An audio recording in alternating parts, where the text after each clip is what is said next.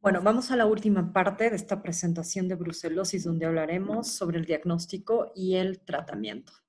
Ok, en cuanto al diagnóstico, pues bueno, partimos de que haya una sospecha clínica que vamos a obtener mediante los datos clínicos del paciente y sobre todo una historia clínica muy adecuada donde haya o existan historia o antecedente de exposición.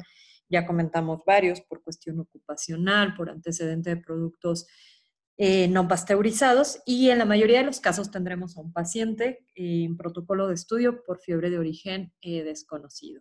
Vamos a tener algunas pruebas de laboratorio que son útiles, principalmente vamos a utilizar el cultivo como gold estándar, hay pruebas serológicas y la reacción en cadena de polimerasa que en realidad se menciona pero no es una prueba utilizada de rutina. El cultivo es el gold estándar y de esto sería el mielocultivo. Quedamos que es una bacteria intracelular, entonces la muestra idónea sería a partir de la médula ósea.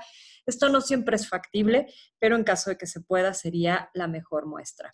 Se puede hacer también a partir de sangre, de fluidos corporales como la orina, el líquido cefalorraquídeo, el líquido sinovial o el líquido pleural. Si estuviéramos ante un paciente a lo mejor con microabscesos, por ejemplo, causados por Brucella suis, la biopsia hepática podría utilizarse también para la realización de cultivos. Siempre hay que reportar la sospecha al laboratorio, en primera porque se requieren técnicas adecuadas, quedamos que estamos ante una bacteria de crecimiento lento, entonces es necesario que esto se reporte al laboratorio y también para protección del personal del laboratorio.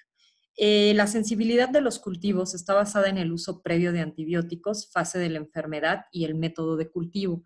Evidentemente, si ya hubo uso previo de antibióticos, pues la posibilidad de aislamiento será menor. La fase de la enfermedad, en la etapa crónica es más complicado o es menos factible el aislamiento del microorganismo y el método de cultivo ya mencionamos, requiere métodos especiales. La técnica de Ruiz Castañeda se utiliza hasta la actualidad, es un método bifásico, quiere decir que tiene una fase líquida y sólida. Hay positividad en cuanto a los cultivos en un 15 a 70% de los casos y actualmente hay métodos semiautomáticos que acortan el tiempo para el aislamiento y son más efectivos.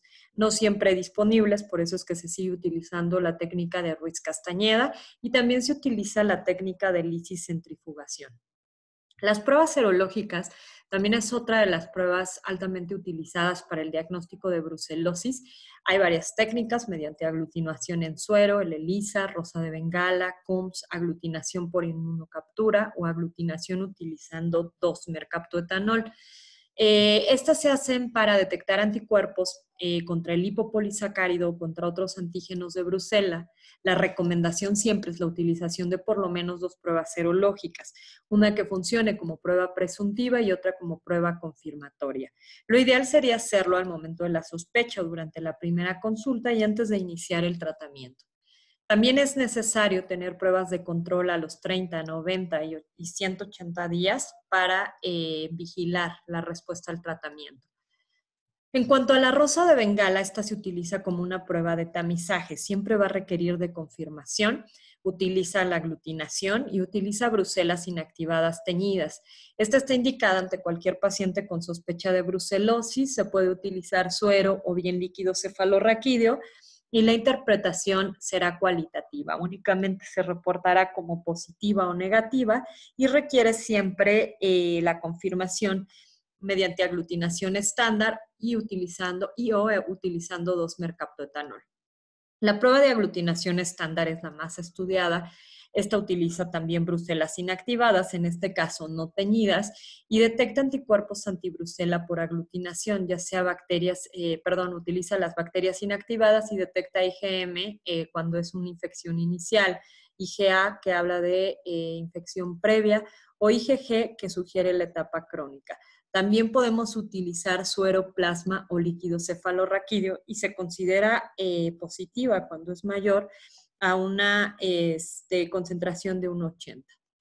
El 2-mercaptoetanol se utiliza normalmente junto con la aglutinación estándar, también detecta anticuerpos por aglutinación y lo que hace la administración del 2-mercaptoetanol es inactivar las IgM. Si hay aglutinación, entonces lo que reporta son IgGs y lo que sugiere que ya la infección es crónica. Esto se puede hacer entonces con la aglutinación estándar y también utiliza sueroplasma o líquido cefalorraquídeo. También es mediante la utilización de brucelas inactivadas y se considera positivo cuando es mayor de 1 a 20, en 1 a 20.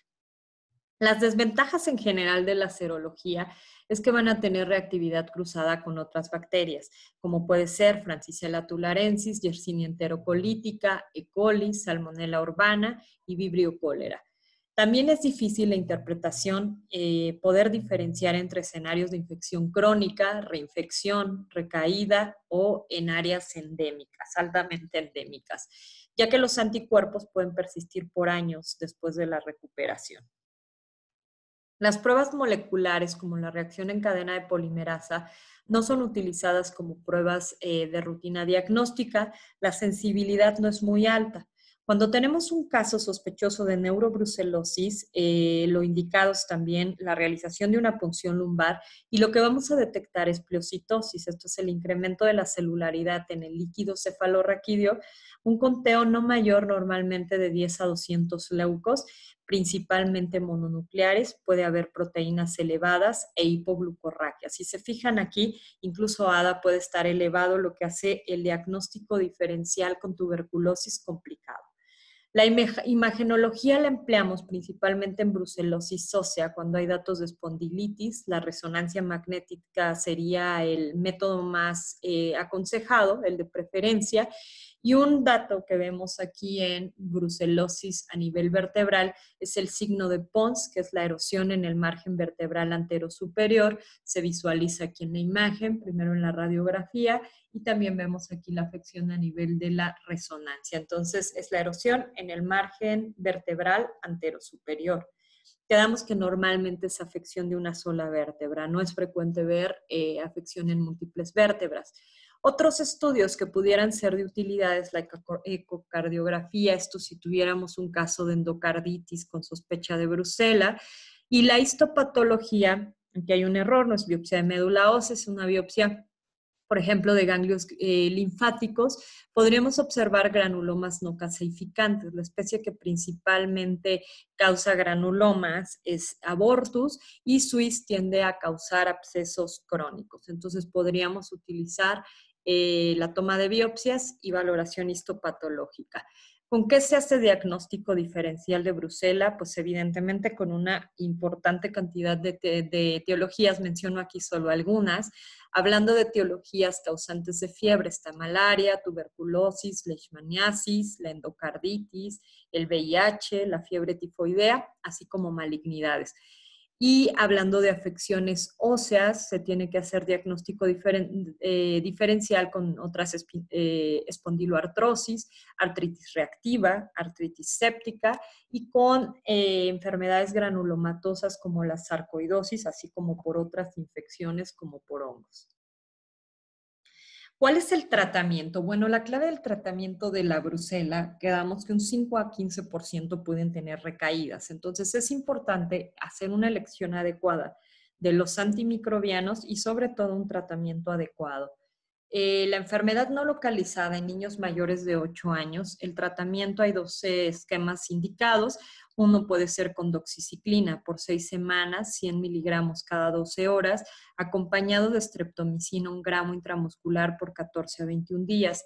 Aquí un poco el inconveniente pues es la administración intramuscular. El otro es prolongado por 6 semanas, ambos medicamentos orales. Sería doxiciclina en esas mismas dosis, 100 miligramos cada 12 horas, con rifampicina de 600 a 900 miligramos cada 12 horas, ambos por un lapso de 6 semanas. Para niños embarazadas y pacientes geriátricos, la opción es rifampicina cada 8 horas, junto con trimetoprim con sulfamethoxazol cada 12 horas, en esta dosis de 1600 sobre 800 por un periodo de 21 días. En cuanto al pronóstico de la brucela, bueno, pues de entrada es una enfermedad curable, el pronóstico suele ser bueno, hay bajo riesgo de cronicidad, lo que sí es contemplar las recaídas si no se dan tratamientos adecuados y el pronóstico puede no ser bueno, con una mortalidad hasta del 2%, sobre todo cuando se relaciona con localizaciones más graves como la endocarditis. Bueno, pues esto sería todo en cuanto al tema de brucelosis. Espero que les haya sido de utilidad.